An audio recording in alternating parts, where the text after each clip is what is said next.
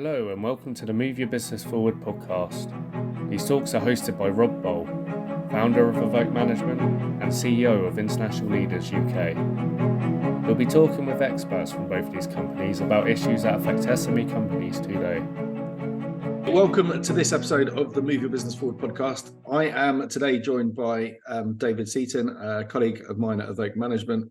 He's one of our regional directors working with a bunch of SME companies, helping them with their growth plans and also just helping them improve performance of their business as they plan for further growth, succession, exit, all of those things combined.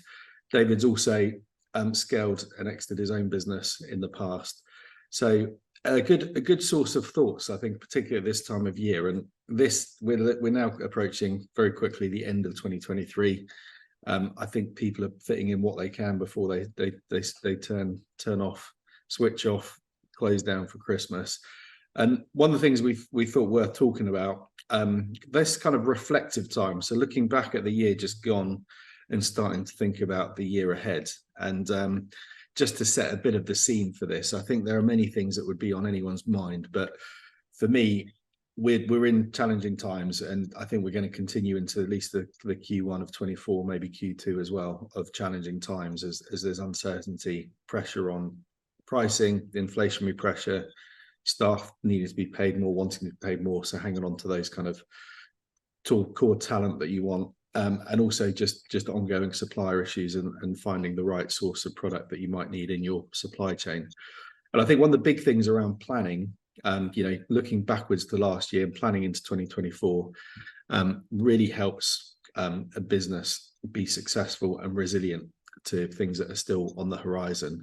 And the kind of things I'm thinking, David, we could talk about is, this is a great time to just reevaluate business strategy, think about what are the top growth opportunities for next year, and set some goals that are ambitious but achievable. Because I think the big thing here is, without a plan, without goals, it's going to be very challenging to keep going and outperform competition and really keep a business going and keep team and everyone motivated as we go into what we think is going to be still challenging times early next year. David, what are your thoughts, and what do you generally do this time of year as you look back and look forward? So I don't think there are very many people who would look back at the last year and go, wow, that was a good one. A general reflection for a variety of different reasons, whether it be warmongering, whether it be extreme inflationary pressure, cash flow issues, have undoubtedly made things difficult for businesses of all sizes. On the plus side, things are starting to look as if they might be a little bit better. I was reading in the media yesterday that forecasts are for interest rates to start to fall in the Western world in the early stages of next year. Let's hope that that's the case. And that in itself will start to alleviate some of the pressure that there is on business. And linked to interest rates, cash, I think cash flow is always king, isn't it? And I think where any business that's going through further prolonged period of pain and uncertainty needs to think about how do they maintain positive cash generation, and if they can, stockpile cash, because there are going to be opportunities coming up. So whether that's just opportunities to maybe make acquisitions, or just to keep going in more challenging times, keep those staff that you need, and just keep the business well funded. I think that's a big thing, cash, and getting on top of that. Anything else that you think is really important? On the cash issue, I think there's a bit of a vicious circle going on here. Inflationary pressures have meant that people have attempted to put their prices up, and so they start to try and charge their customers more money. That in turn makes the customer less likely to pay on time. And round we go. So I've seen quite a lot of businesses where turnover actually looks as if it's increasing, but the pressure on the cash is increasing at a greater rate. I spoke to a business a couple of weeks ago who's saying, well, we've had a pretty good year, but actually it's been the worst year of my life. From where the extra stress associated with keeping the lights on. I mean, both literally and figuratively, I think, with the energy prices. Then it's meant it doesn't matter that we've literally doubled turnover, because we can't get the cash in. Yeah. So having proper cash flow forecasts, having resilient backup plans for when the cash doesn't arrive, and also having a resilient enough finance function that the chasing is done frequently and with tenacity to make sure that it actually arrives, is paramount to people's survival. Yeah, 100%. And I think with this, and I was talking to a business just earlier this week about this. It's all very well going for that growth and the more turnover and thinking these are great clients because they're big names, or we'll potentially pinch them off a competitor. But if you're not in a position where that's making you a decent margin and being a cash generating opportunity, what's the point? You're just going to put more pressure. What a great point. And a client that we've been speaking to recently has been increasing capacity on one of the lines of manufacturing business, increasing capacity on one of their lines, but doesn't actually seem to recognize that the margin is so low on that particular line that they'd probably be better off shutting the line rather than increasing its volume, and concentrating on something where the margins are greater. Yep. So any business that doesn't understand the margin on everything that it is doing, it's just setting itself up to fail. And I think on that, you've got to think, well, why is someone even doing that? I think the pressure's there, isn't it, from further up the client pipeline to go, well, we need this, and we can't buy it at that price, so you're gonna have to reduce your price. And there comes a point where you just got to stand your ground and go, well, no, we're not doing it. And if in some cases it's a ballsy call, in that you're potentially going to lose a client, but if a competitor is happy to produce a product unprofitably for that client, it's probably worth referring them over and hold tight, and you'll probably be picking that business back up at some point.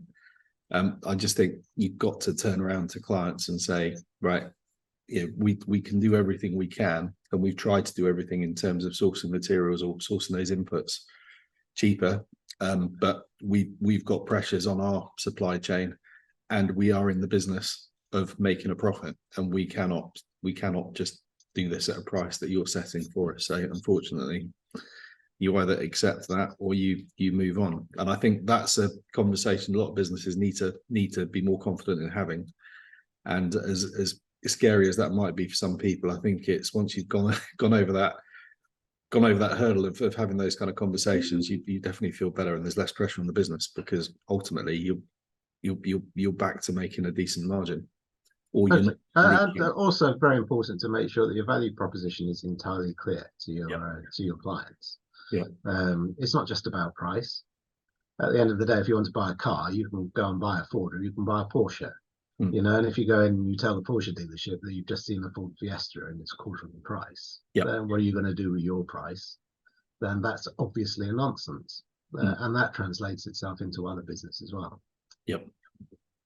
So one thing, I'm just because I opened up talking about resilience, and I think I'm seeing a number of business owners that either having conversations with that we might work with next year. Timing's not quite right. I'm seeing people that look burnt out or feel like they're burnt out, and you can understand those pressures that entrepreneurs have when they've got a whole team of people looking up to them to kind of have the ideas as to how to solve the many problems there might be, or the challenges, or where are the new opportunities, and keep everyone motivated. But there's a huge amount of pressure, and I think coming into this time of year, there's a lot of downtime, there's a lot of quiet time, there's potentially family expecting a lot of things to be spent on holiday things, presents, all that kind of stuff. There's a huge amount of pressure, and I think people do find themselves getting a bit burnt out. And I think resilience is key, isn't it? Thinking how do you stay on top of that pressure and keep motivated and get on the right foot for 2024. Have you got any tips from your experience of seeing people? It's interesting. As part of our recruitment process here at Evoke, when we ask potential new directors to name the major traits of an entrepreneur, and every time the number one is tenacity. It's resilience, it's keeping going, but it's a bloody lonely place. If you go around telling all your employees that you're worried about paying the payroll at the end of the month, then you're probably not going to have very many employees for any amount of time. So having a good sounding board around you, having the expertise of people who have been through this before. Some of us, I will never say that my hair is grey, my hair is ash blonde, but some of us have seen this sort of thing before. And being able to tap into that experience is the best way to make savings where it's appropriate, not to cut things to the point that you can't function. Making sure, going back again, making sure that you have a plan going into next year that actually starts to make sense, and start to look at it 3 months, 6 months, 9 months, 12 months out. Don't just worry too much about tomorrow. Start to look at when things are going to get better, and that in itself starts to encourage you and to push towards brighter times. I'd also add into this, it can be, and though perhaps it's a little bit what would be the right word, a crude way of looking at it, then you're not the only person who's going through this, and there may be competitors that have actually reached the end of the line and either can't or do not want to continue, and may be open to a bit of a cheeky offer, from an acquisition point of view. Or maybe if your suppliers are struggling, maybe you could talk to them. Maybe there's a merger opportunity with regards to them. So don't forget, one, you're not alone, and two, you can get help, and three, think about what other people within your direct supply chain and client chain are thinking, because maybe there are some bigger opportunities in there for you. And I think on that, this is a perfect time of year to actually pick up the phone to those people, potentially whoever's the key contact or the top person at your supplier or a client, and even a competitor that you've got a friendly relationship with. Pick up the phone and wish them well, and you never know what might come out of that conversation, right? You don't know what other people are thinking, or how they might appreciate, or how that might lead on to some kind of opportunity from just picking up that phone and having a year-end catch-up type conversation. I think that's worthwhile time spent. Undoubtedly, completely agree. One other thing I was going to just talk about, I think, is, and we touched on cash flow, but with all the companies that we come across, there's often a timing thing as to when they want to talk to someone and get some help. And unfortunately, many of those people leave it a bit too late. It got to that point where if you'd come to us a few months before, 3 months before, we've got more options. The longer you leave it, and rather than going, think we might run out of cash in 6 months, 3 months, going, we're going to run out of cash next week. There's less things you can physically do. And I think the key thing, as you said, is people have gone through these hard times before. And this isn't just in a negative thing in terms of downward trends. Companies are having growth opportunities, but they're struggling to get the cash in to catch up with that growth, which means you've got rapid increase in revenue, opportunity, projects, you're hiring, but the cash just is coming in slow because, for whatever reason, you're just burning through cash and you're not able to collect it as quickly. So there is a problem there if you're growing, but also if you're seeing a slowdown and you need more time to find these opportunities, there is clearly some things that you can do, but if you leave it too late, you're very limited in options. And I think this is one of those things that a lot of businesses seem to do, is go, well, let's get through Christmas and it'll all be good in the new year. And the likelihood is it's not. And I think the important thing is have a conversation and potentially get your mind a little bit easier in terms of knowing there are options and there's help out there. Because I think going through Christmas periods, being around family, friends, and having a huge amount of pressure that you think, geez, I'm not sure where we're going in Q1 of next year, that's a lot of pressure to have on you. And I think having a conversation about these things is just an easy win to try and take some pressure off yourself and go, right, we need to potentially get some outside help. We potentially just need someone that's a sounding board to help with guiding us through this challenging period. And in some cases, it's making tough decisions, but doing it with an informed set of information. Yeah, if you do have to cut headcount, if you do have to reduce costs that you know is going to have an impact on a supplier or someone else, with the information to back up that that's the right thing to do for the business to survive, you've got to do it. And I think sometimes having someone that's making it clear and obvious that's the right thing to do is helpful. Would you agree on some of those things? I would, and picking up on a couple of your points then, particularly when it comes to finance directors, then I often come across that when things are good, we don't need the help. When things are bad, we can't afford the help. And so how does that work? And I'm one for analogies, and I like the idea of the business journey being similar to that of a sat nav within your car. You know where you are at the moment, you set a destination and the computer works out the way. And if we were to go back a few years, then you'd set off and then you'd find out that the M6 was shut. Then you'd sit in the tailback for 2 hours and then you'd think, I wish I'd known about that. Technology has moved on, and now you use Waze or you use Google Maps or you use live traffic streaming, and you become aware of the M6 being shut before you actually go in that direction. And to push the analogy, that's the difference between just sort of pushing on into a headwind or actually having someone by your side who can start to see what those problems are going to be before they arrive, and plan a route to avoid them. It reminds me of a conversation I had only yesterday where somebody was asking me the difference between their accountants and an FD and why would they need both. My answer was simple. Your accountant then will be very, very good at doing your accounts, there's no doubt. And maybe 6-9 months after the end of your year, then they'll tell you that you had a really, really rubbish year. And that's helpful. Whereas an FD will tell you before the year begins. Well, which do you think is more useful, in running your business? Let's know now. Let's plan for what's going to happen. And that way it's one hell of a lot easier to sleep at night if you know that you have plans in place, rather than just waiting for the hammer to fall in that 3 months time or whatever it might be when the payroll is no longer going to be met.